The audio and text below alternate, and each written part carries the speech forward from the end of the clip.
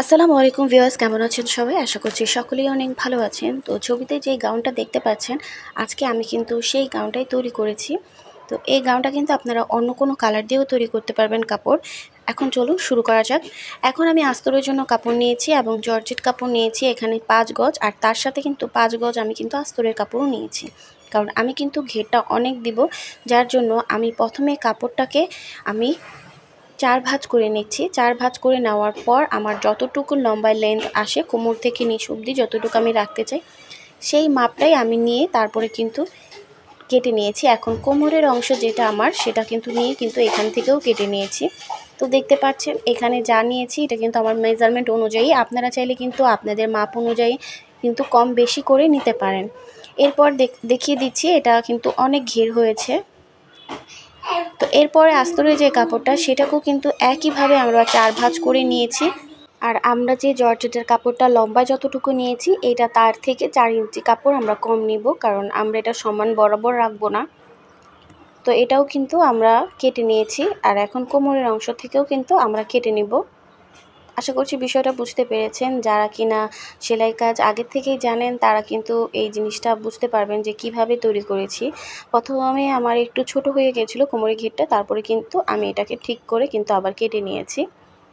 এখন এটার থেকে আমি উপরের বডির অংশটা কেটে নিব। তো এর জন্য কাপড়টা কিন্তু আমি আবারও ৪ ভাঁজ করে নিয়েছি এবং লম্বা যতটুকু রাখতে চাচ্ছিলাম ততটুকু নিয়ে এরপরে কিন্তু সেম আমরা কামিজ যেরকম কাটি ওই রকমভাবেই কিন্তু কেটে নিব, কিন্তু সাইজে একটু শর্ট হবে, যেহেতু আমরা নিচে আলাদা কাপড় দিয়ে ঘের দিচ্ছি। এর জন্য কিন্তু বাচ্চাদের যে গোল জামা আমরা যেভাবে বানাই সেম এই জিনিসটা একই রকম। যারা সেলাই কাজ জানেন তারা কিন্তু বুঝতে পারবেন। এরপর আমি হাতাটা দিব একটু প্লাজো হাতা, যার জন্য কিন্তু আমি প্রথমে হাতার শেপটা নিয়ে নিয়েছি যতটুকু লম্বা আমি দিতে চাই। আমি আসলে এখানে সঠিক মেজারমেন্ট ঠিক মতন বলিনি, কারণ এক একজনের বডি মেজারমেন্ট এক এক রকম হয়। আপনাদের যদি এরকম ইচ্ছে থাকে যে ড্রেস বানাবেন তাহলে কিন্তু টেলার্সের কাছে বা আপনারা নিজেরাই কিন্তু আপনাদের নিজেদের ড্রেস তৈরি করতে ফেলতে পারবেন আপনাদের মাপ অনুযায়ী। এরপর আমি এখানে বাক্স গলা দিব। তো এর জন্য কিন্তু আমি লম্বা যতটুকু দরকার আমি নিয়ে তারপরে কিন্তু আস্তরের কাপড়টা আগে কেটে নিয়েছি। এরপর যে জর্জেটের কাপড়টা সেটার উপরে রেখে তারপর কিন্তু আমি সেলাই করে নিয়েছি। এতে করে কাপড়টা সরে যাওয়ার কোনো চান্স থাকে না। কাপড়টাকে উল্টিয়ে নেওয়ার পর আমি কিন্তু এখন গলার মধ্যে লেস লাগিয়ে নিচ্ছি।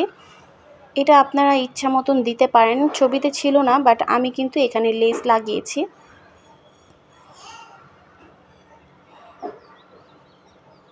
এই তো গলার মধ্যে লেস লাগানো হয়ে গেছে। সেম একইভাবে কিন্তু পরবর্তী গলাটাও কিন্তু আমরা সেলাই করে নিব।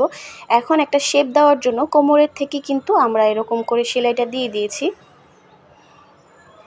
আর এখন আমরা হাতা সেলাই করব, কারণ আমাদের কাঁধও কিন্তু সেলাই করা হয়ে গেছে। দেখতে পাচ্ছেন কোমরের অংশটাও কিন্তু সেলাই করে নিয়েছি, আর এটা কিন্তু খুবই সহজ। এখন আমি পিছনের গলায় যে দড়ি দিব সেটার জন্য কিন্তু আমি এরকম করে লটকনের মতন কেটে নিয়েছি। আর এই ফিতা কিভাবে তৈরি করতে হয় এটা কিন্তু সকলেই জানেন, যারা সালোয়ার কামিজ বানান বা পরেন তারা কিন্তু খুব সহজেই এগুলো বানিয়ে ফেলতে পারবেন। বাট আমি কিন্তু একটু লেস লাগিয়েছি। তো যতটুক আমার দরকার ততটুক রেখে আমি কিন্তু ফিতাগুলো লাগিয়ে নিচ্ছি। এই তো আমার কিন্তু পিছনের গলাটা একদম কমপ্লিট হয়ে গেছে। এখন সামনের গলা এবং পিছনের গলাটা কিন্তু আমি সেলাই করে নিব।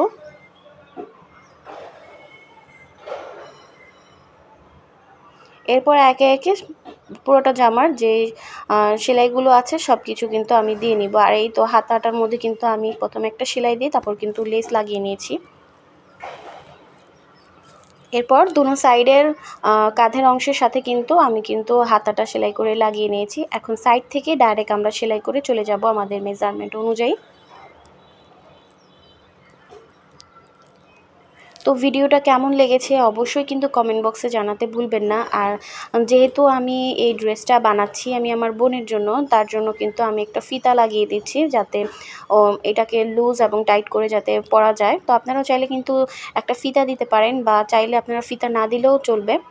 এরপর দেখতে পাচ্ছেন এটা হচ্ছে ক্যানক্যান, আর এই ক্যানক্যানটা দেওয়ার কারণে কিন্তু ভিতরে নিচের সাইডটা কিন্তু একটু ফ্লাপি ভাব থাকে, একটু মানে ফুলে ফুলে থাকে। আপনারা যদি চান এখানে ক্যানক্যান ইউজ করতে পারেন। আর যদি আপনাদের মনে হলো যে না ক্যানক্যান দিবেন না, তাহলে কিন্তু আপনারা এমনিই নিচের অংশটা চিকন করে ভেঙে সেলাই করে দিতে পারেন। এটা সম্পূর্ণ আপনাদের ইচ্ছা অনুযায়ী।